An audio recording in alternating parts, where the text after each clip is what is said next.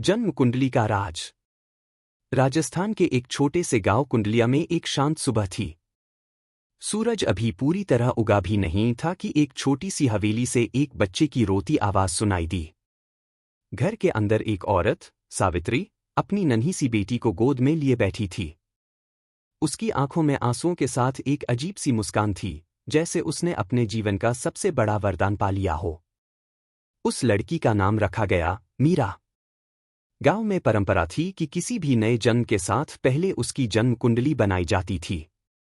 इस काम के लिए गांव के सबसे पुराने ज्योतिषी आचार्य देवनाथ को बुलाया गया। लोग कहते थे कि उन्होंने राजाओं की कुंडली देखी है, देवियों के सपने समझे हैं। वो बहुत कम बोलते थे, लेकिन उनकी आंखें सब कुछ कह जाती थीं। आचार्य ने जन्म का समय लिखा, दिशा देखी और अपने साथ लाई हुई एक पुरानी पोथी खोली। उनके हाथ तेजी से लिखते रहे, ग्रहों के स्थान नोट करते गए। लेकिन जैसे जैसे कुंडली बनाते गए, उनका चेहरा बदलने लगा। पहले वो थोड़ा रुके, फिर लिखना बंद कर दिया और फिर उस पोथी को बंद करके गहरी सांस ली। सावित्री ने घबरा कर पूछा, क्या हुआ आचार्य जी? सब ठीक तो है ना? देवनाथ ने कुछ देर तक कुछ नहीं कहा। फिर उन्होंने धीरे से कहा, यह सामान्य कुंडली नहीं है। इस बच्ची के ग्रहों का स्थान कुछ अलग है। इसके जन्म के समय राहु और केतु एक सीधी रेखा में थे। इस पर काल सर्प योग का प्रभाव है। सावित्री ने कुछ समझा नहीं। आचार्य जी, इसका मतलब? आचार्य ने उसकी तरफ देखा। या तो यह लड़की कुछ ऐसा करेगी जो इस धरती पर छाप छोड़ जाएगा, या फिर इसका जीवन दुखों का चक्रव्यूह बन जाएगा। ऐसी कुंडली मैंने अपने जीवन में बहुत कम देखी है। सावित्री ने यह बात एक मां के रूप में सुनी, एक भय के साथ। लेकिन उसके पति ने हमेशा की तरह सब बात को मानकर टाल दिया। यह सब तो होता रहता है। कुंडली वुंडली के चक्कर में नहीं पड़ना चाहिए। मीरा सिर्फ एक बच्ची है, बस बच्चों की तरह पलने दो। मीरा बढ़ने लगी।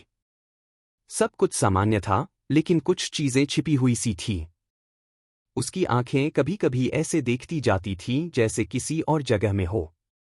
कभी कभी वो चुप हो जाती थी और कुछ मिनट तक किसी और दुनिया में खो जाती थी।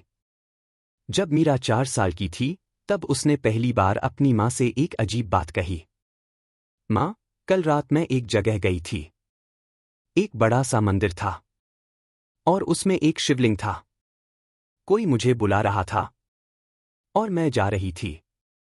सावित्री ने हंसकर कहा, बेटा, सपने तो सभी देखते हैं, लेकिन वो सपना सपना नहीं था। 3 महीने बाद गांव के पास एक पुराने पोखर के किनारे जमीन खोदने पर एक प्राचीन शिव मंदिर निकला, बिल्कुल वैसा ही जैसा मीरा ने कहा था। पत्थर का बना हुआ, जिसमें एक बड़ी सी शिवलिंग थी। उस जगह के बारे में कोई नहीं जानता था।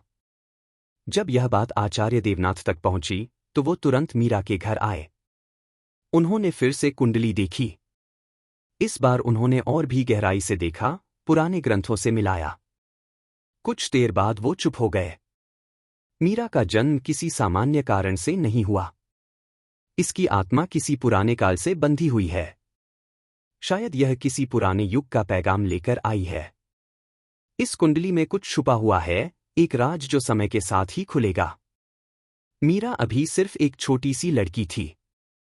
उसे नहीं पता था कि उसकी कुंडली, उसका जन्म और उसके सपने उसके जीवन का एक ऐसा रास्ता तय कर रहे हैं, जिसमें वो अपना ही सच पहचानेगी और शायद दुनिया का भी।